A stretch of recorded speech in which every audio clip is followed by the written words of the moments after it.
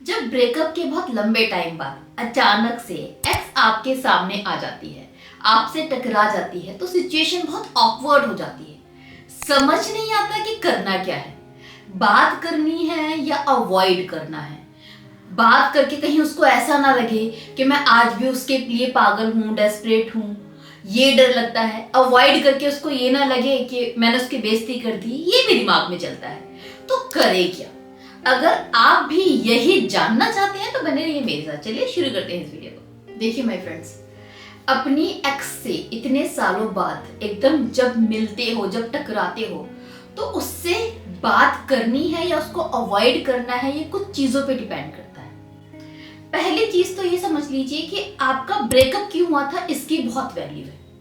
अगर एक ब्रेकअप आपका हुआ था जहां पर आपकी एक्स ने आपको चीट किया था, आपके होते हुए कहीं और अफेयर कर लिया था, आपको धोखा दिया था, आपका दिल तोड़ा था, आपको बहुत रुलाया था, बहुत कुछ तमाशा किया था आपके साथ, बहुत बेइज्जती की थी, उसके बाद ब्रेकअप किया था उसने, मतलब इस ब्रेकअप में उसकी गलती बहुत ज्यादा थी, उसने ही गलत किया आपके साथ। ऐसे में जब ब्रेकअप होता है तब आपकी एक्स आपसे कहीं टकराती है, उसकी तरफ कभी देखना नहीं, उसको कभी कोई भाव नहीं देना, उसके टकराने पर बस ऐसे रिएक्ट करना है कि सामने से चल के आई, आपने देखा और बस इग्नोर करके चले गए।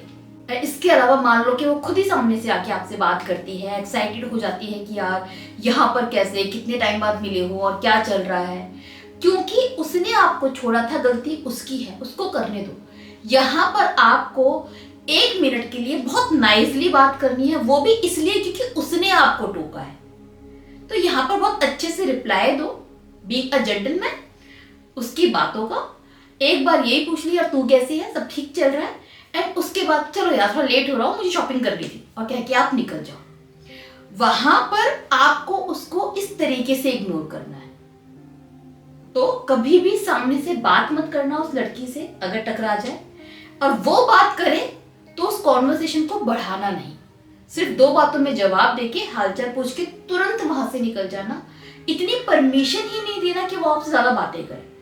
आपके बिहेवियर में क्लियर दिखना चाहिए that you are avoiding her, है ना। इसके साथ में ये भी दिखना चाहिए that you are happy enough in your life. आपके चेहरे पे कोई उदासी नहीं होना चाहिए, आप खुश दिखने चाहिए अपनी जिंदगी में, ये जरूरी है। तो पहला तो ये करना है। दूसरा केस ऐसा हो सकता है कि जहां पर वो चीटर नहीं थी, दोनों के बीच कोई गलत फहमी हो गई थी, या आपकी कोई गलती थी जिसकी वजह से उसने छोड़ दिया, या आप दोनों की कोई मजबूरी थी, या किसी थर्ड पर्सन की वजह से, मिसअंडरस्टैंडिंग की वजह से वो रिश्ता खत्म हो गया। इस तरह की कोई प्रॉब्लम हुई थी जहां पर आप दोनों ने कोशिश की चीजें ठीक करने की, लेकिन चीजें ठीक नहीं हो पाई, एंड वक्त के साथ में रिश्ता खत्म हो गया, आप दोनों अपने अपने रास्ते चले गए। ऐसे में इस तरह की गर्लफ्रेंड, एक्स गर्लफ्रेंड आपसे टकराती है, यहाँ पर उसको इतना टोटली अवॉइड नहीं करना है। No need to be rude, आपको रूड होने की जरूरत बिल्कुल भी नहीं है, बट इसका मतलब ये नहीं कि ओवर नाइस हो जाए, खत्म हो गया ना रिश्ता। अल्टीमेटली ब्रेकअप तो हुआ है ना, जहां पर वो भी छोड़ना चाहती थी ना, तो खत्म हो गया तो खत्म हो गया। ऐसे में सामने वाले को, अपनी एक्स को ऐसे ट्रीट करो जैसे बस कोई बिछड़ा हुआ कोई दोस्त मिल गया है, कैजुअल बात करो, अपने अपने रास्ते निकल जाओ। यहाँ पर आप ये कर सकते हो कि अचानक से वो टकरा जाए तो आप देखकर स्माइल कर दो और 2 मिनट के लिए बात कर लो, और सब कुछ ठीक है, क्या चल रहा है लाइफ में, सब बढ़िया, और कह के अरे यार चल ठीक है बाद में मिलते हैं ना, थोड़ा सा मैं जल्दी में हूँ, बहुत प्यार से कह के निकल जाओ। एकदम से अवॉइड नहीं करना है कि वो इंसल्टेड फील करे। पहले केस में आप एकदम अवॉइड करो, इंसल्टेड फील करवा दो, कोई दिक्कत नहीं है। यहाँ पर नहीं करना है, क्योंकि यहाँ पर गलती सिर्फ उसकी नहीं थी, आपकी भी थी, एंड उसने कोई धोखा नहीं दिया था, उसका कैरेक्टर खराब नहीं था। तो ऐसे में नाइसली बात करो। सेम अगर टेक्स्ट मैसेज आ जाता है, कॉल आ जाता है आपकी एक्स का, तो बस फोन उठाकर एक बार पूछ लो, यार क्यों कॉल किया, सब ठीक तो है। अब सामने वाला जो भी कहता है 2 मिनट सुनो, सुनकर काट दो फोन, हालचाल अपने बताकर, ये जो भी उसको पूछना है वो चीज बताकर। कॉन्वर्सेशन को ज्यादा लंबा मत खींचो। दोनों केसेस में आपको एक चीज जरूर दिखानी है, that you have moved on. ये दिखाना बहुत जरूरी है, चाहे आपने मूव ऑन किया हो या नहीं किया हो। आपके बिहेवियर में खुशी दिखनी चाहिए, एक जिंदा दिली दिखनी चाहिए, विच इज वेरी इंपॉर्टेंट। अब देखिए, मैं आपसे ये बात क्यों कह रही हूँ, क्योंकि ज्यादा जब आप किसी के लिए रूड हो जाते हैं, जबरदस्ती का अवॉइड करते हैं, जबरदस्ती का एटीट्यूड दिखाते हैं ना, तो इससे आपकी खुद की इमेज खराब होती है। समवेयर आप ये दिखा रहे होते हो कि आज भी वो इंसान आपको इम्पैक्ट करता है, आप पे इफेक्ट डालता है। जब हम सामने वाले को जबरदस्ती बदतमीजी करते हैं, पता चले आपकी एक्स आपसे मिल रही है, उसने हाय हेलो किया, आपने बदतमीजी करनी शुरू कर दी, आपने उसकी इंसल्ट करनी शुरू कर दी। ऐसे में ये दिखता है कि आपको आज भी वो इम्पैक्ट करती है, आज भी आप उससे इफेक्टेड हो, आज भी आपके दिल में उसके लिए कुछ है।